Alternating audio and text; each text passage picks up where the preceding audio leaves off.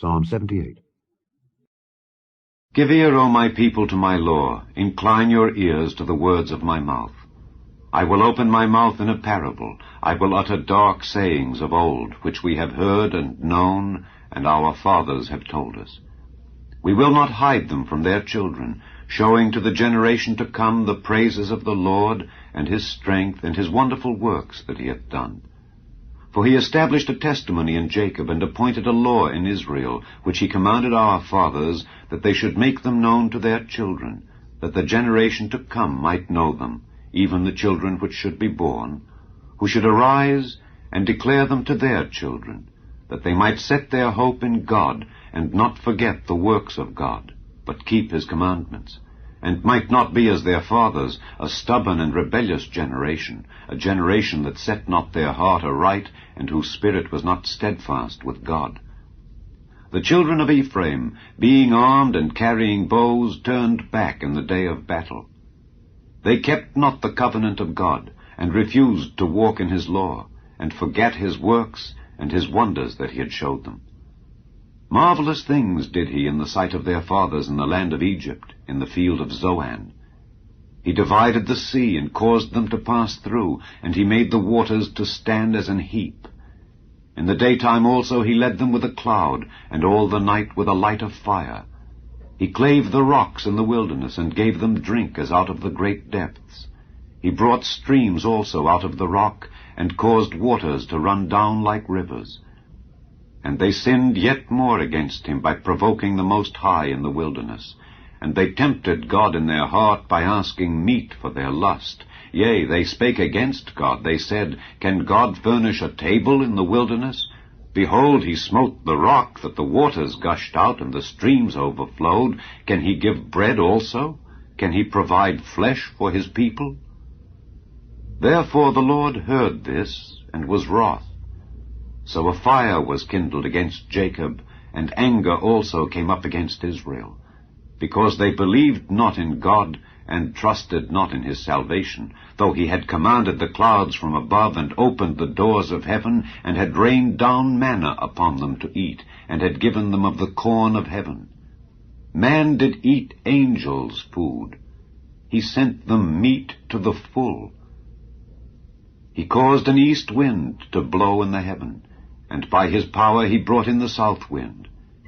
He rained flesh also upon them as dust, and feathered fowls like as the sand of the sea, and he let it fall in the midst of their camp round about their habitations. So they did eat, and were well filled, for he gave them their own desire. They were not estranged from their lust. But while their meat was yet in their mouths, the wrath of God came upon them, and slew the fattest of them, and smote down the chosen men of Israel. For all this they sinned still, and believed not for his wondrous works. Therefore their days did he consume in vanity, and their years in trouble. When he slew them, then they sought him, and they returned and inquired early after God. And they remembered that God was their rock, and the high God their Redeemer. Nevertheless they did flatter him with their mouth, and they lied unto him with their tongues. For their heart was not right with him, neither were they steadfast in his covenant. But he, being full of compassion, forgave their iniquity, and destroyed them not. Yea, many a time turned he his anger away, and did not stir up all his wrath. For he remembered that they were but flesh, a wind that passeth away, and cometh not again. How oft did they provoke him in the wilderness, and grieve him in the desert? Yea, they turned back and tempted God, and limited the Holy One of Israel. They remembered not his hand, nor the day when he delivered them from the enemy. How he had wrought his signs in Egypt, and his wonders in the field of Zoan, and had turned their rivers into blood, and their floods that they could not drink. He sent divers sorts of flies among them, which devoured them, and frogs which destroyed them. He gave also their increase unto the caterpillar, and their labor unto the locust. He destroyed their vines with hail, and their sycamore trees with frost. He gave up their cattle also to the hail, and their flocks to hot thunderbolts. He cast upon them the fierceness of his anger, wrath, and indignation, and trouble, by sending evil angels among them. He made a way to his anger.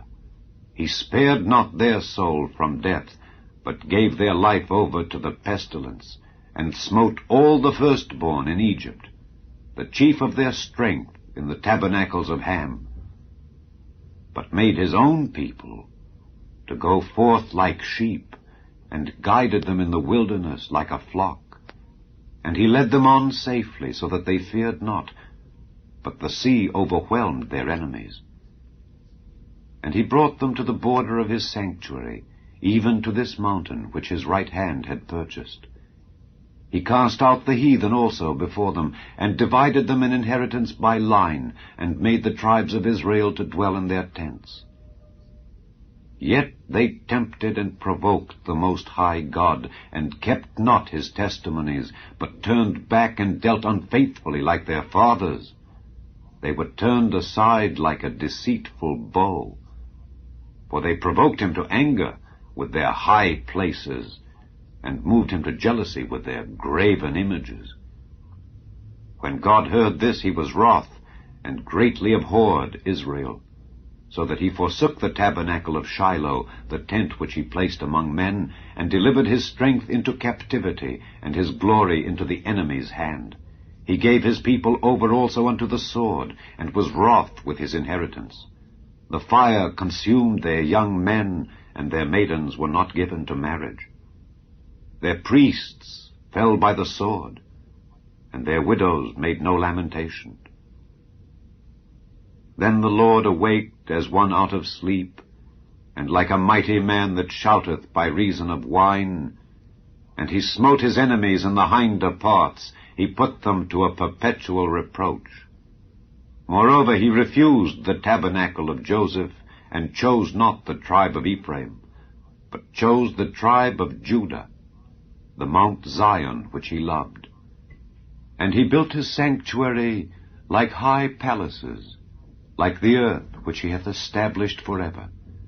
He chose David also his servant, and took him from the sheepfolds. From following the ewes great with young, he brought him to feed Jacob his people, and Israel his inheritance. So he fed them according to the integrity of his heart, and guided them by the skillfulness of his hands.